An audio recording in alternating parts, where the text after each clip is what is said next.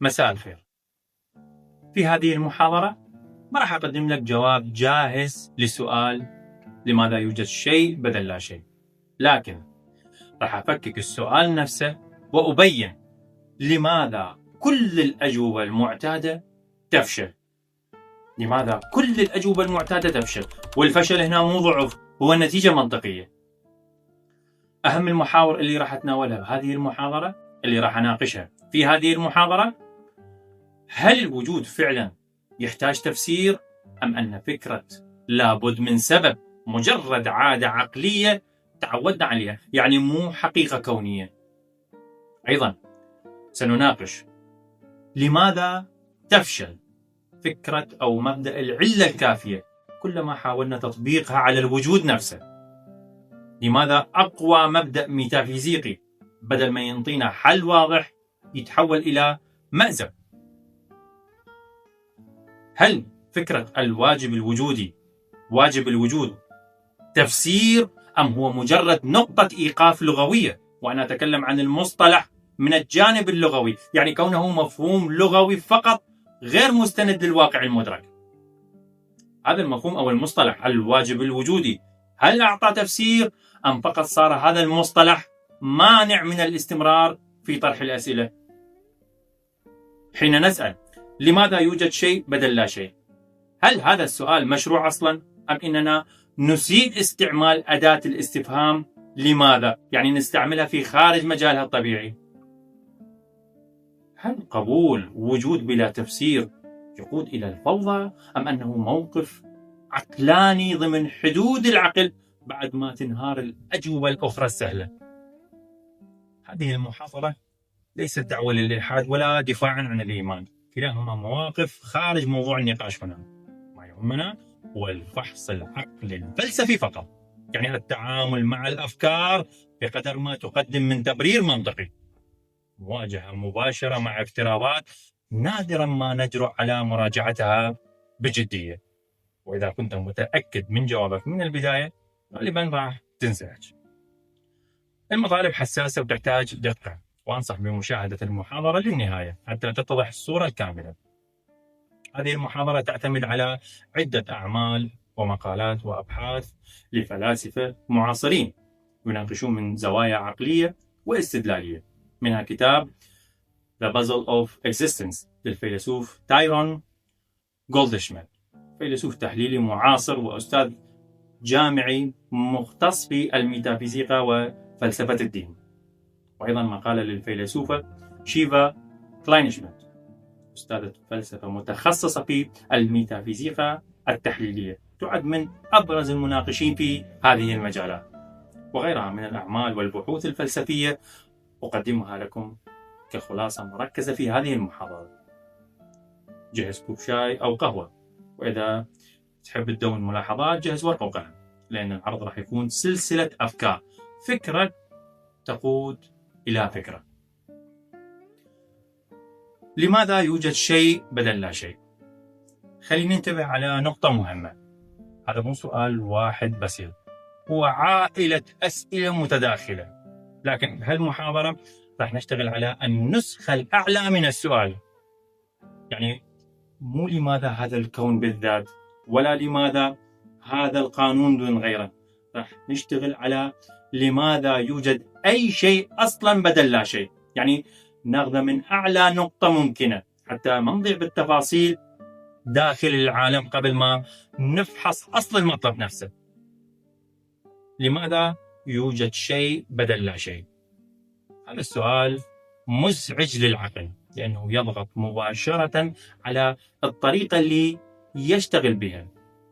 إحنا هنا ما نسأل عن حادثة ولا عن ظاهرة ولا عن سبب شيء داخل العالم، إحنا نسأل عن وجود العالم، وهنا تختلف الموازين.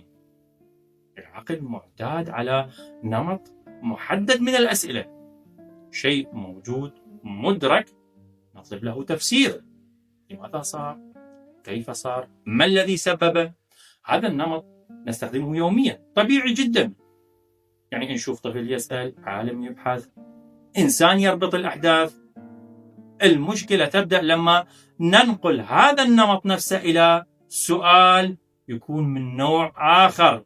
لماذا يوجد شيء بدل لا شيء؟ هنا العقل ما ينهار لكن يتوتر. التوتر مو لأن الجواب صعب، لأن السؤال نفسه يخرج عن القالب المعتاد للعقل. احنا مو أمام حدث حتى نفتش له عن سبب، ولا حتى أمام ظاهرة حتى نربطها بقانون. احنا أمام حقيقة وجود أي شيء، والمقصود من الشيء هنا لا يعني كيان محدد، مجرد تحقق الوجود نفسه، يعني كونه موجود بدل أن يكون لا شيء. ممكن تسأل شنو يعني أصلا الدماغ يتوتر؟ شنو اللي يخلي دماغنا يبحث دائما عن الانتظام والقواعد؟ ليش نرتاح لما نشوف النظام في كل مكان؟ البعض يتصور أنه السبب هو حب المعرفة لذاتها، يعني العقل بطبيعته يسعى للحقيقة، وهذا جانب تفسيري ظاهري. لكن الصورة العلمية من الناحية البيولوجية تقول أنه الدماغ البشري آلة بيولوجية قبل كل شيء. هذه الآلة محكومة بدافع أساسي اللي هو الاستقرار، استقرار كهربائي وكيميائي يضمن بقاء شغال. تخيل شبكة كهربائية معقدة، هذه الشبكة إذا أغرقت باحتمالات مفتوحة بلا نهاية أو شك دائم بلا حدود، تتعطل وظائف هذه الشبكة الأساسية. الدماغ يستهلك قرابة 20% من طاقة الجسم، رغم أن وزنه لا يتجاوز 2%، ولهذا هو عضو عالي الكلفة. برنامجه هو تقليل الاستهلاك قدر الإمكان. تشوفه يفضل مثلا الأنماط الجاهزة، يكره الشك إذا كان طويل، يميل إلى الإغلاق السريع، يبحث عن اليقين حتى لو كان وهمي.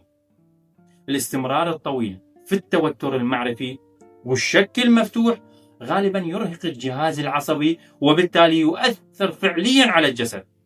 ولهذا الدماغ يميل إلى إدارة كلفته الطاقية. من هنا يأتي دور البحث عن النظام. يعني الدماغ ما يبحث عن الحقيقة المطلقة كما في التفسير الظاهري لأنه باحث عن المعرفة، هو يحتاج أرضية ثابتة حتى ما ينهار. تشوفه يصنع لنفسه أنماط وقواعد ومسلمات ويسميها حقائق أو محالات عقلية، وهذه كلها مو اكتشاف نهائي لكن كآلية للحماية. أتكلم من الناحية البيولوجية. وحتى التفسير الظاهري في البحث عن المعنى أو الحقيقة المطلقة هو وجه من أوجه الانعكاس لهذه الحالة البيولوجية، ولا يمكن إنكار هذا. بهذا المعنى كثير من يقيننا غير نابع من شغف معرفي خالص بقدر ما هو حاجة بيولوجية للطمأنينة. العقل لا يكره الفوضى لأنها خاطئة، يكرهها لأنها مرهقة.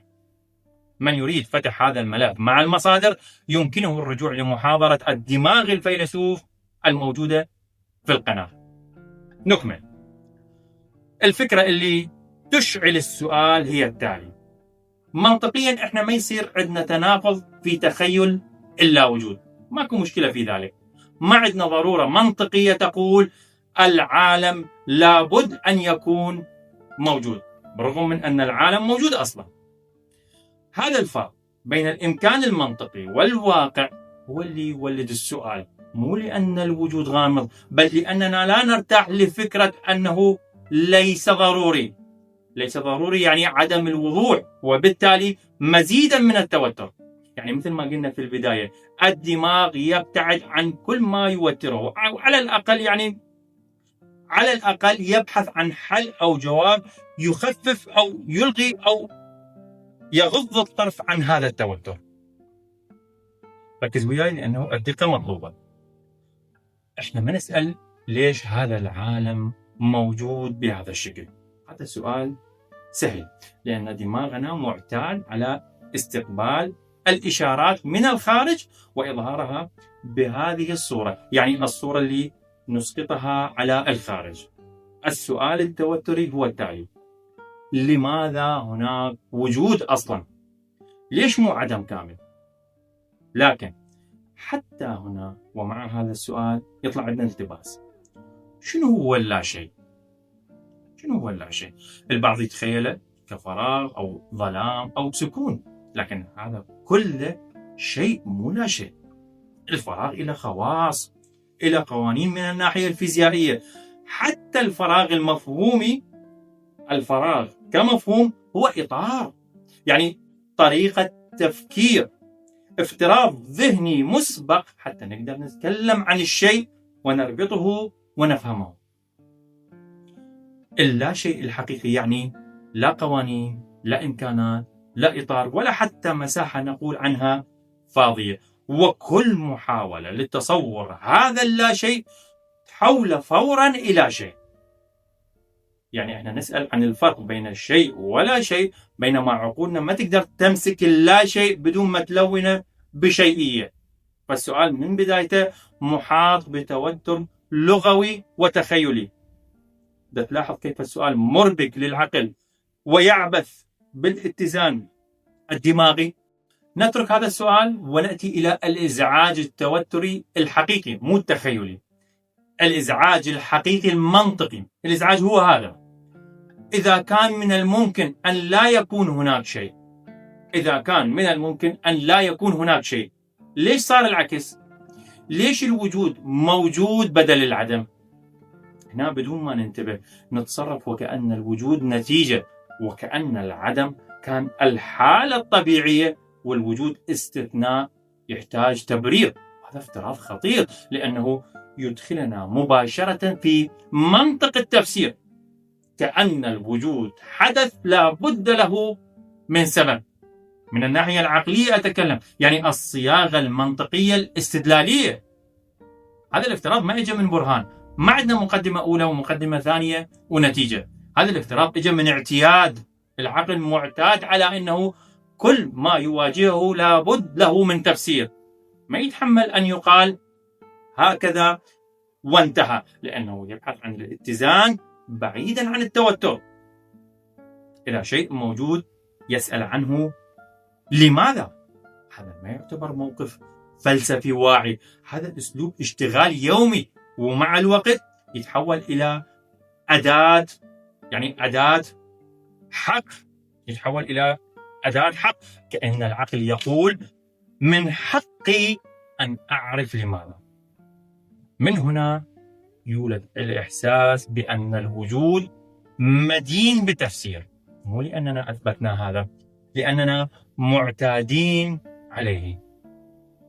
الإحساس والحاجة للاستقرار الداخلي سابق على أي برهان.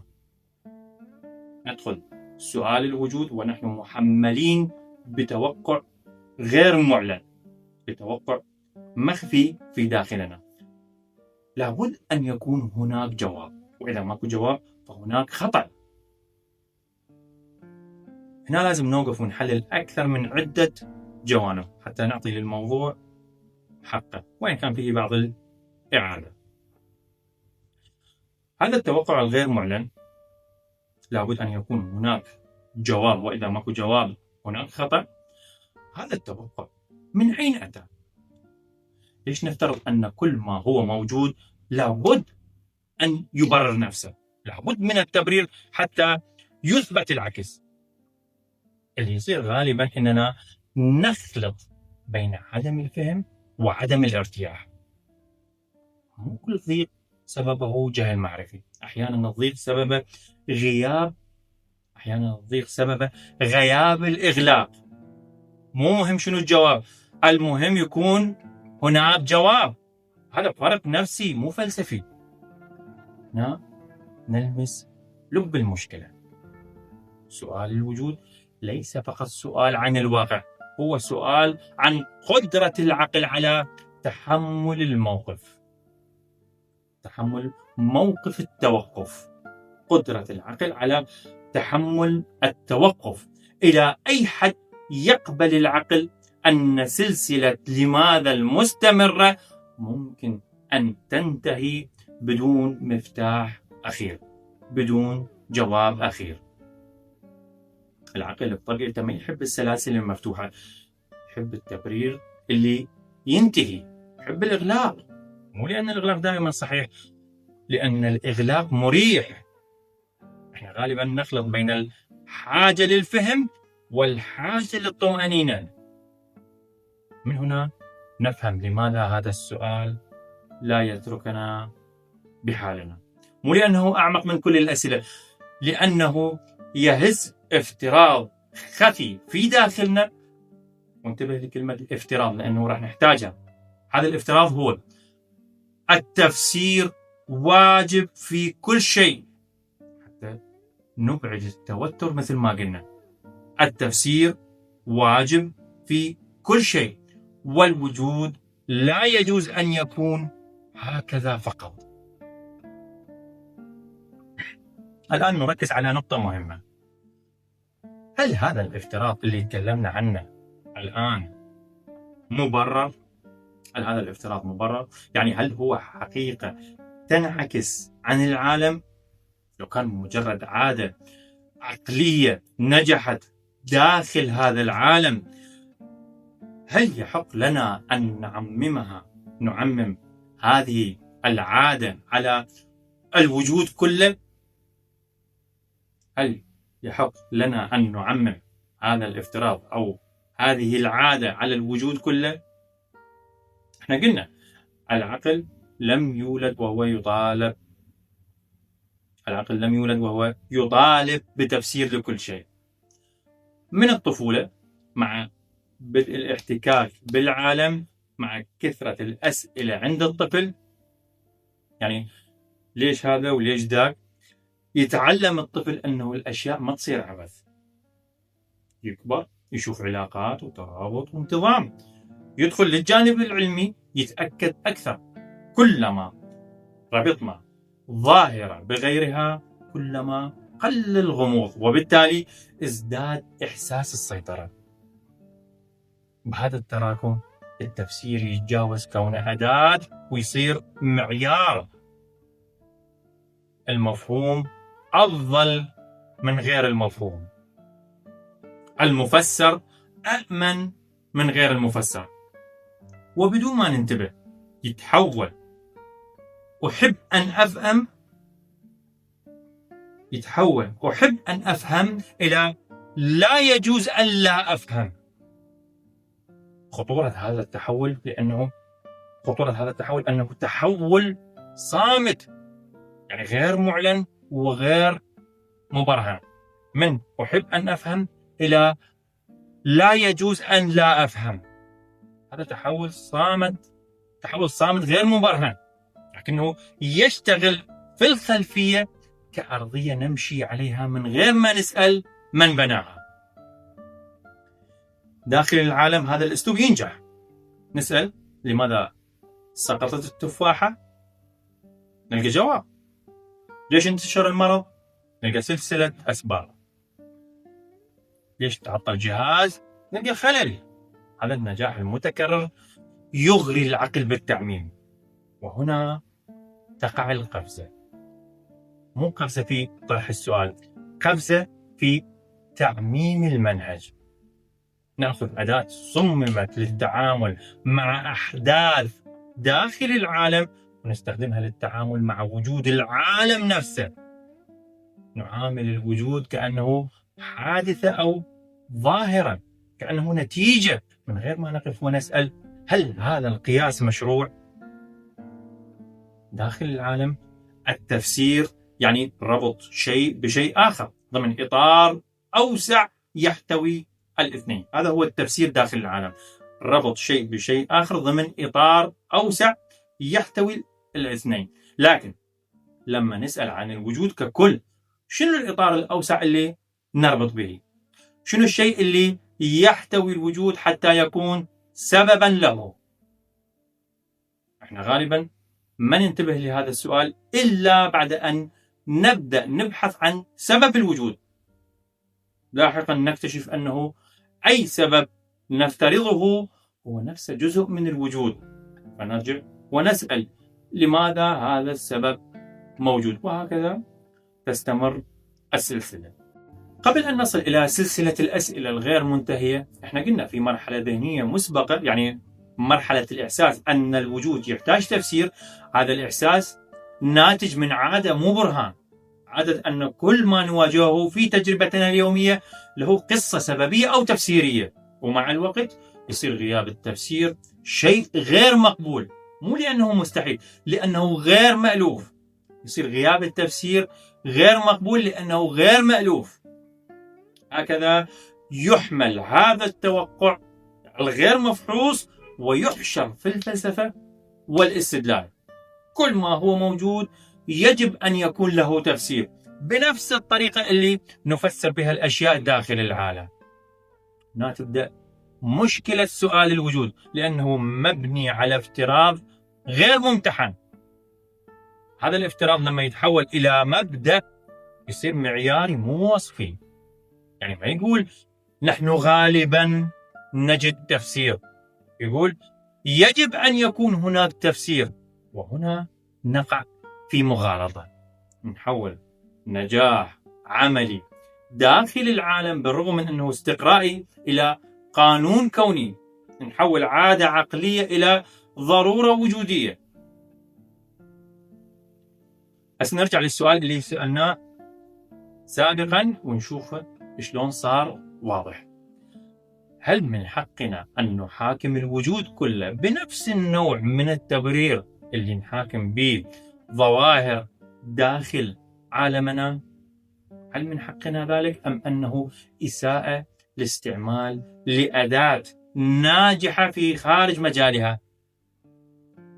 في الغالب العقل يهرب للأمام بدل أن يفحص مشروعية الطلب هذا، يشدد الطلب على نفسه. يعني يقول مثلا إذا لم نجد تفسيرا بعد لابد أن يكون هناك تفسير موجود لكنه خفي الآن. في هذه اللحظة اللي يتحول فيها الإحساس بوجوب التفسير إلى قاعدة عامة، العقل يحس أنه أخيرا ثبت أقدامه، ما عاد يتعامل ويا السؤال كتوتر، يتعامل ويا السؤال كمسألة قابلة للحل. يعني كل ما هو موجود لابد أن يكون له تفسير بلا أي استثناء، لابد أن يكون له تفسير. هنا العقل ما عمل شيء جديد، هو فقط صرح بما كان يفترضه مسبقا بشكل ضمني، لكن الفرق كبير هنا. الافتراض الصامت فيما سبق ممكن نغض الطرف عنه، نغض النظر عنه، لكن إعلان هذا الافتراض كقاعدة أو استدلال مبرر عليه هنا يجب أن يحاسب منطقيا ومعرفيا. طبعا جاذبية هذا الادعاء أنه يعد بتفسير كامل من أصغر حدث إلى أوسع حقيقة، وكأنه يقول العقل الحقيقي لا يقبل الفراغات. العقل الحقيقي لا يقبل الفراغات، لكن هنا مشكلة داخل العالم. التفسير يعني ربط شيء بشيء آخر داخل شبكة واحدة، ذكرنا هذا. ظاهرة بسبب قانون، حدث بسبب شروط، دائما هناك إطار أوسع يحتوي الطرفين. التفسير هنا علاقة داخل النظام، أما لما نطبق هذا المطلب على الوجود ككل يصير السؤال مختلف. داخل أي إطار نحوي هذا الوجود؟ داخل أي إطار نحوي هذا الوجود؟ ما هو الأوسع من الوجود حتى يكون مفسرا له؟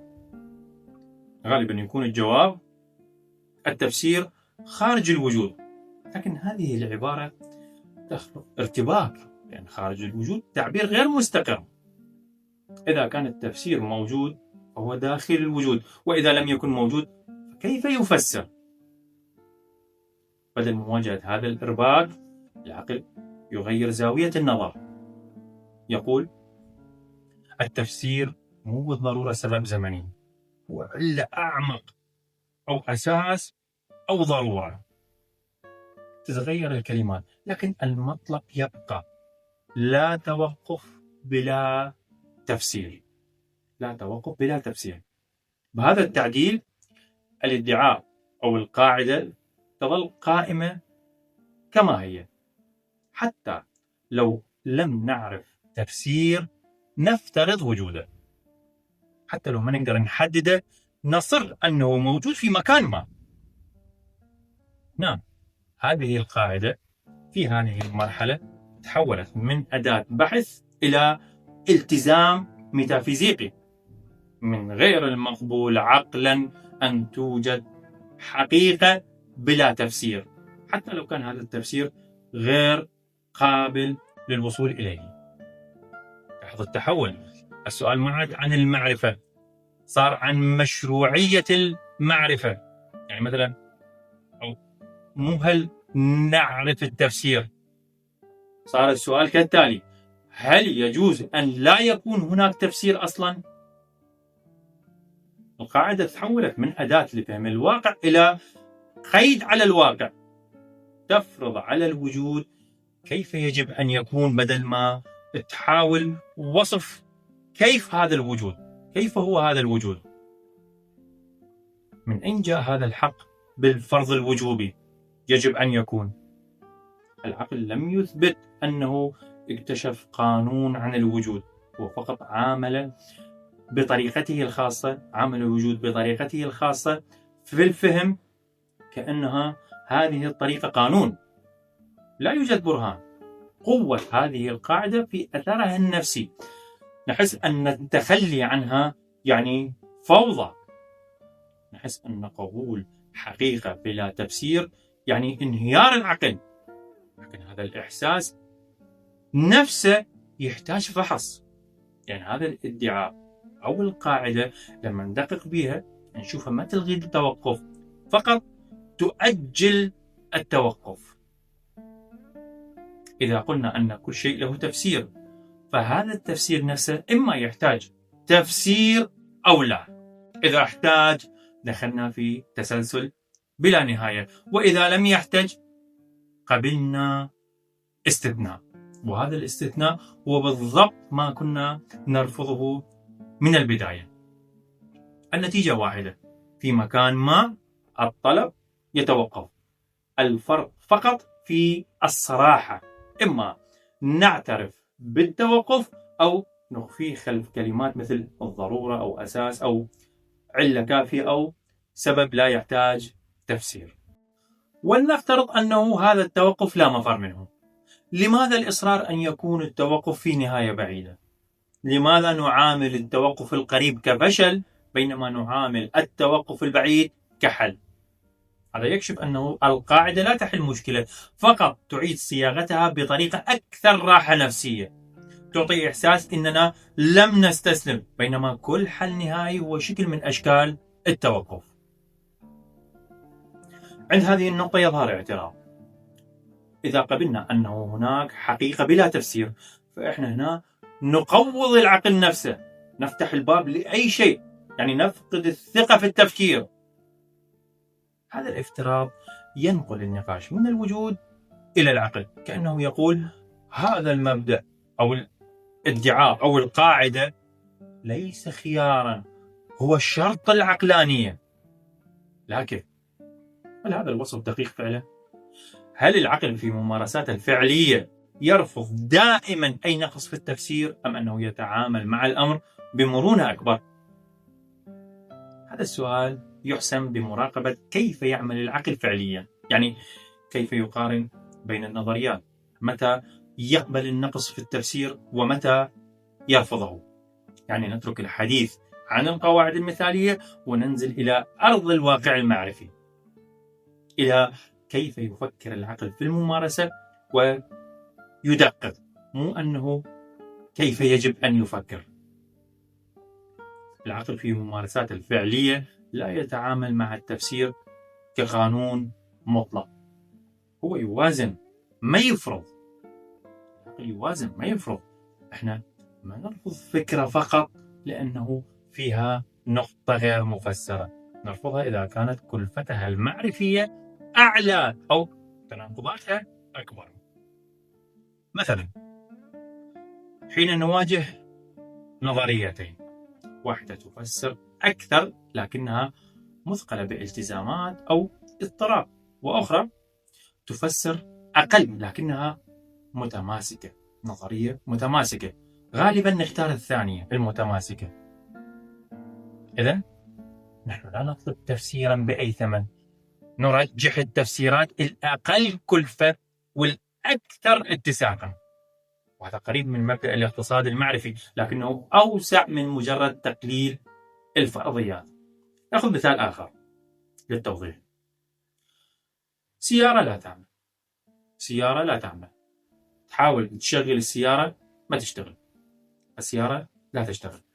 عندك احتمالين: البطارية فارغة، احتمال آخر خلل معقد في نظام الكهرباء أو في المحرك للسيارة، في محرك السيارة، خلل في نظام الكهرباء أو في محرك السيارة.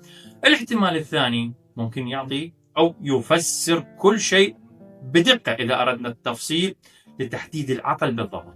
لكن أول ما يخطر ببالك شنو؟ البطارية.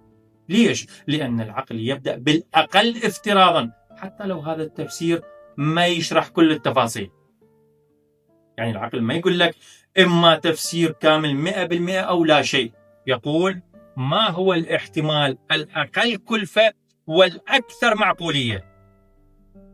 يعني التفسير مو واجب يفرض بأي ثمن، التفسير يرجح ضمن معايير أوسع. العقلانية مو في طلب التفسير الكامل، العقلانية اختيار الأقل كلفة والأكثر اتساقا. إذا لماذا نلزم العقل بقاعدة مطلقة لا يلتزم بها في ممارساته؟ الجواب: لأن القاعدة المطلقة تمنح إحساسا بالسيطرة، توحي أن العالم بلا فجوات، لكن يبقى هذا الإحساس ليس دليلا، ومجرد شعور أو رغبة في الراحة النفسية. إذا العقل لا يحتاج ضمان ميتافيزيقي لكي يعمل، يحتاج أدوات ترجيح مو قوانين مطلقة. التفسير ليس إما الكل أو لا شيء، التفسير درجات في القوة وفي العمق والاتساق، درجات في القوة والعمق والاتساق. العقل يستطيع أن يبقى عقلانيا حتى عند حدود التفسير، يستطيع أن يتوقف دون أن ينهار. هنا يصير عندنا سؤال: لنفترض أنه ما عندنا تفسير أقوى وكل البدائل أثقل كلفة. هنا يتغير السؤال من أين التفسير إلى ما كلفة الاستمرار في طلبه. وهنا نخرج من منطق الشعارات وندخل في حساب فعلي. العقل ما يشتغل في عالم مثالي، كل تفسير إلى ثمن. أحيانا يكون الثمن افتراضات إضافية أو التزامات ثقيلة، أو مثلا تسلسل لا ينتهي، أو حتى نقطة توقف غير مبررة في هذه السلسلة الغير منتهية. نقطة توقف في هذه السلسلة، لكن هذه النقطة غير مبررة. في مثل هذه الحالات الإصرار على التفسير يكون عبء. ليش؟ لأنه بعد ما نسأل هنا هل يوجد تفسير، نسأل هل هذا التفسير يحسن وضعنا المعرفي أم يثقله؟ العقل يفعل ما يفعله دائما، يختار أقل الخسائر. قبول واقع معلوم بلا تفسير نهائي لا يعني الفوضى، نقبل فقط حين تكون كل البدائل التفسيرية أقل اتساقا أو أثقل كلفة. وهنا السؤال الوجودي يكون: هل البدائل التفسيرية المتاحة أفضل من التوقف؟ إذا كل محاولة تفسير شاملة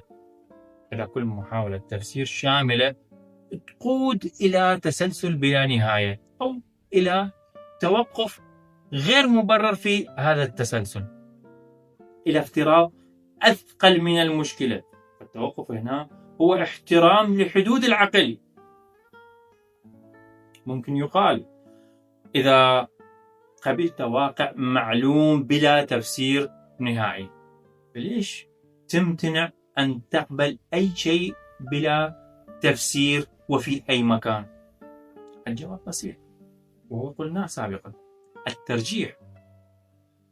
التفسير يصير واحدا من عدة معايير، التفسير هو ترجيع لعدة معايير من عدة معايير: اتساع، تقليل افتراضات، قدرة على الربط، وأيضا الكلفة المعرفية. القوة التفسيرية ما تعني تفسير كل شيء، تعني كم يضيف هذا الإطار من الوضوح وبأي ثمن. إطار يفسر كل شيء لكنه يفرض التزامات ثقيلة أو يخلق تساؤلات أعمق، هذا إطار ضعيف مهما بدا أنه شامل. وإطار يفسر أقل لكنه يحافظ على التماسك ممكن يكون أقوى فعليا. يعني الشمولية مو فضيلة بحد ذاتها، أحيانا كلما حاولت أن تفسر أكثر، الشمولية كلما حاولت أن تفسر أكثر زادت كلفة ما تضيفه. أيضا المشكلة هنا أعمق من مجرد كلفة التفسير، المشكلة أن التفسير الشامل مختلف نوعيا في المستوى، يعني المستويات مختلفة.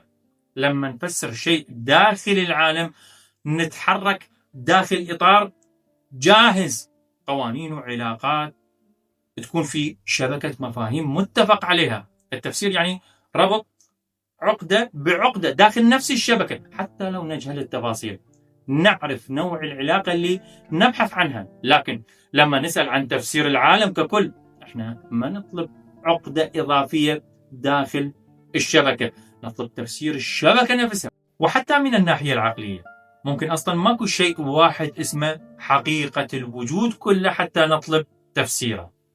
يعني احنا نتصرف وكأن كل الموجودات تتجمع بحزمة واحدة اسمها الكل حتى نقدر نسأل شنو سببها. ممكن الكل مو حقيقة مفردة قابلة للتفسير، مثل ما أنه كل الأرقام مو رقم واحد. إذا هذا صحيح فالسؤال مو بس صعب، السؤال متكون بصيغة توهم بوجود هدف واحد للتفسير، بينما الهدف أصلا غير موجود بهذا الشكل. التفسير بطبيعته يفترض أرضية مشتركة بين المفسر والمفسر، لغة، مفاهيم، علاقات. لكن إذا كان موضوع التفسير هو الإطار كله، ما يبقى إطار نتحرك في داخله، نصير كأننا نحاول أن نقف خارج الخريطة حتى نفسر الخريطة. وهنا تتضح المشكلة اللي تكلمنا عنها في البداية. كثير من المحاولات التفسيرية للوجود تفشل لأنها تطلب من التفسير ما لا يستطيع فعله، تطلب منه أن يفسر نفسه. وهذا مو نقص معلومات، هذا خلل في طبيعة الطلب. يعني أساس الخلل هو التالي: الانتقال من المستوى الوصفي في هذا العالم إلى مستوى آخر بدون جسر منطقي مبرر. الانتقال من المستوى الوصفي في هذا العالم بدون جسر منطقي إلى مستوى آخر في خارج هذا العالم. أي محاولة لتفسير الكل تواجه نتائج، إما تسلسل بلا نهاية أو توقف تعسفي غير مبرر لهذا التسلسل في نقطة معينة في هذا التسلسل، أو افتراض ثقيل يحتاج بدوره إلى تبرير. افتراض يحتاج إلى تبرير ثم يحتاج بعد ذلك إلى جسر مبرر يربط هذا الافتراض بالعالم نفسه. يعني حتى لو قبلته تحتاج تفسير العلاقة بينه وبين العالم. هذه المحاولات ما تحل الإشكال، هي فقط تنقل الغموض من لماذا يوجد شيء إلى لماذا هذا التفسير بالذات. وهنا يصير التوقف خيار معرفي، لأن البدائل ما تضيف وضوح مبرر. ترك السؤال مفتوح أقل كلفة معرفيا من إغلاقه بصورة تشوه أكثر مما تحسن. ممكن شخص يقول يمكن التفسير الشامل صعب أو مكلف، لكن إحنا أصلا ما نطلب تفسير عادي، إحنا نطلب أساس، نطلب ما يجعل الوجود قائم، مو مجرد سبب من أسبابه. لا يبدأ الخلط.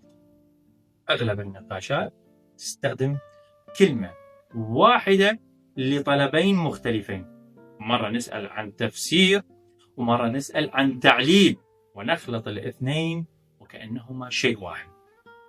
التفسير يعني ربط شيء بشيء داخل إطار معين، ظاهرة بقانون، حدث بشروط، حالة بسلسلة أسباب، دائما حركة داخل شبكة جاهزة. أما التعليل فهو شيء آخر. التعليل سؤال عن ما يقيم الشيء. التعليل سؤال عن ما يقيم الشيء، مو لماذا حدث، على أي أساس هو موجود.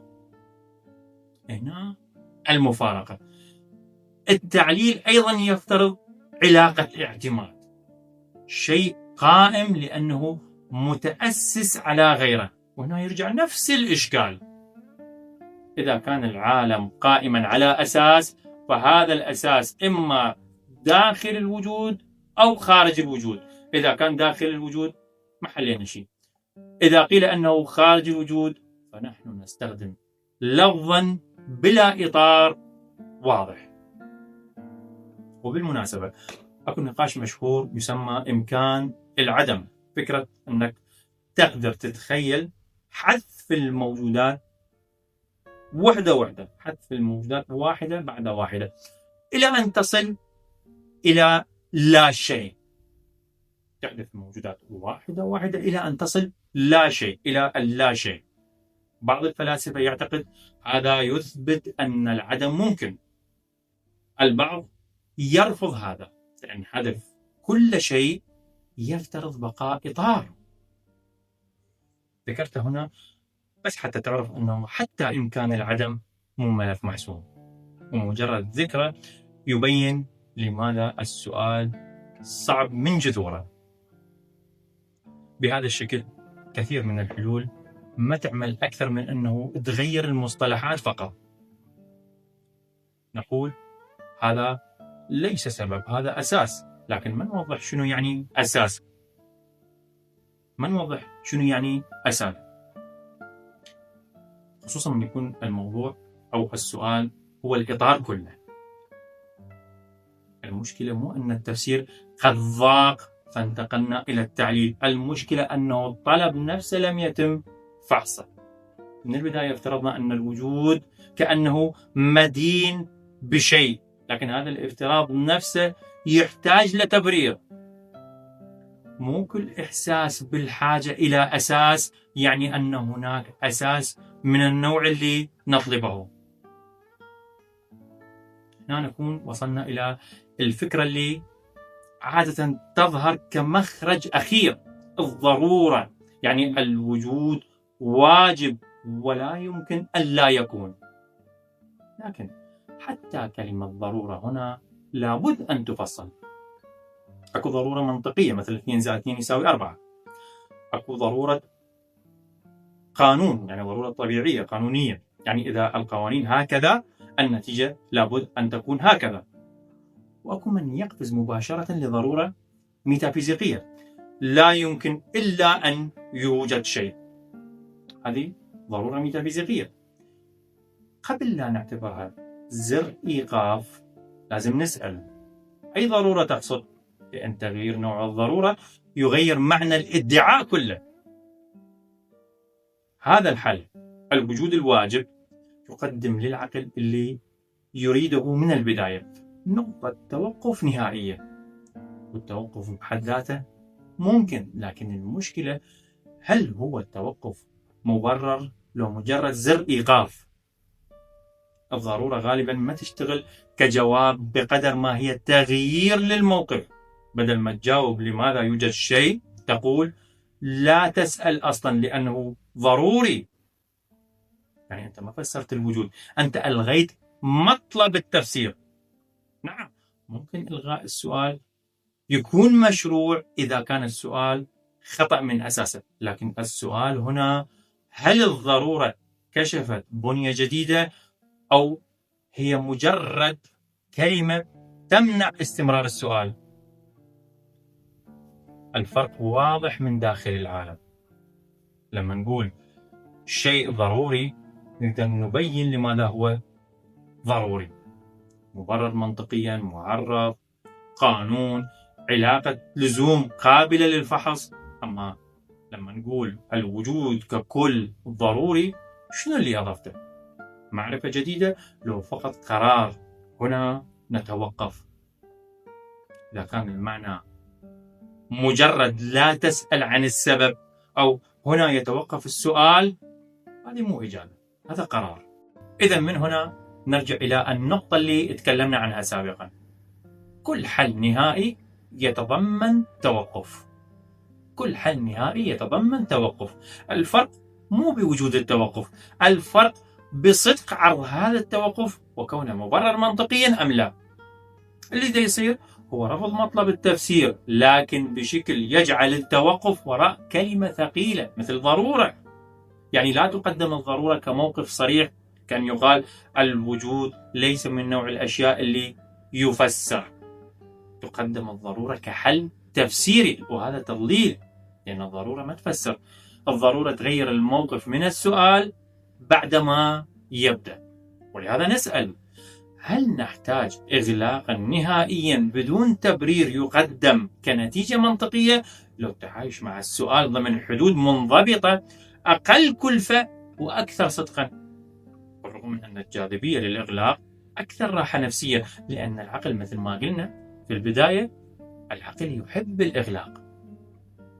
إذا العقل لم يفشل في التقاط الجواب. السؤال نفسه طالب بنوع جواب لا يشتغل إلا في مجال محدد. يعني لماذا مو مجرد أداة، هي أداة لها شروط تشغيل. إذا رفعتها من مجالها تصير مثل مفتاح تحاول تفتح به باب، وهذا المفتاح مو مصنوع لهذا الباب. يعني اللي صار هو أن الأداة اللي نستخدمها، أداة الاستفهام لماذا، خرجت عن مجالها. هذه الأداة نستخدمها داخل العالم دائما، داخل زمان، داخل شبكة أسباب، داخل إطار مفاهيمي جاهز. لما نسأل لماذا حصل هذا، نفترض مسبقا أنه هناك علاقة ممكنة بين شيئين داخل نفس الشبكة. لكن لما نسأل لماذا يوجد شيء أصلا، نستخدم نفس الأداة بدون الشبكة، نطلب رابطا، بينما الرابط نفسه يفترض وجود الإطار اللي نحاول تفسيره. هنا يصير التوتر. السؤال مفهوم لغويا لكن غير مستقر معرفيا. ولهذا لازم نفرق بين نوعين من الأسئلة: أسئلة نطرحها لما نجهل جواب ممكن، وأسئلة نطرحها لأنه وصلنا إلى حد معين. أسئلة نطرحها لما نجهل جواب ممكن، وأسئلة نطرحها لما نوصل إلى حد معين. النوع الأول يوسع المعرفة، النوع الثاني يكشف حدود المعرفة. سؤال الوجود أقرب للنوع الثاني، مو لأنه باطل، بل لأنه لا يعطينا نفس نوع الجواب اللي تعودنا عليه. نتعامل معه وكأنه سؤال من نفس صنف: لماذا سقطت التفاحة مثلا، لماذا تحرك الشيء من مكان إلى آخر، بينما هو مختلف بنيويا. احنا لا نقول لا تسأل، لا ندعي هذا، لا نمنع السؤال، نقول انتبه لنوع الشيء الذي تطلبه حين تسأل.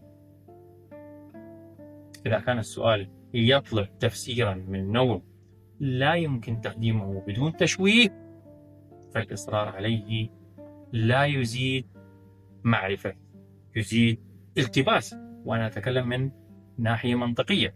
إذا التوتر مو بسبب نقص المعلومات، التوتر بسبب اصطدام عادة عقلية بالحد اللي تتوقف عنده.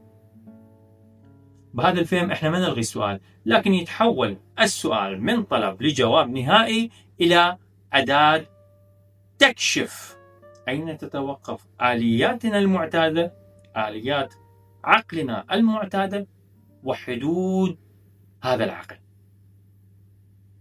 حين نقول نقدر أن نفسر ولا نقدر أن نفسر، لا لازم نميز بين شيئين مختلفين: أن يكون التفسير مستحيل، وأن لا يكون هذا التفسير مطلوب أصلا.